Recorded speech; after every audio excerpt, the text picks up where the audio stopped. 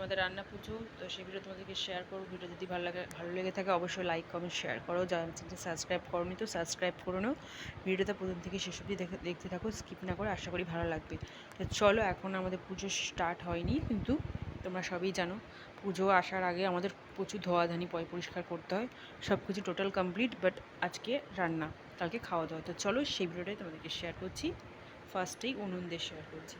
এই উনুনটা হচ্ছে আমার বাবা হাতে তৈরি করেছে, ঠিক আছে? দেখো কত সুন্দর, দেখো হাতে উনুনটা দেখো কত সুন্দরভাবে তৈরি করেছে। এটা আমার বাবা হাতে তৈরি করেছে। আর যেহেতু পুজোর আগে আমাদের ভালো করে গোবর দিয়ে লেপালেপি করতে হতো, আমি এখানে লেপে নিয়েছি গোবর দিয়ে, দেখো সুন্দর করে। আর গোবর জল একটু ছড়া দিয়ে নিয়েছি, এই দেখো গোবর লেগে রয়েছে। যাই হোক, এই হলো আমাদের উনুন, যেটাতে মায়ের ভোগ রান্না করা হবে। তো ভীষণ আনন্দ করে আমরা রান্না করব বা করি।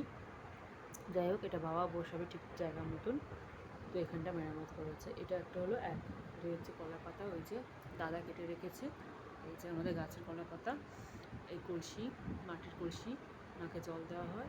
থালা বাসন গ্লাস বাটি সব কিছু, যা যা হাঁড়ি কড়াই সব রয়েছে। যে গোপালের খাট ছাড়ো, ওটা এখন থাক। এই যে তোমার গ্যাস শিলনোড়া ধোয়াধানি করে রাখা হয়েছে। তো চলো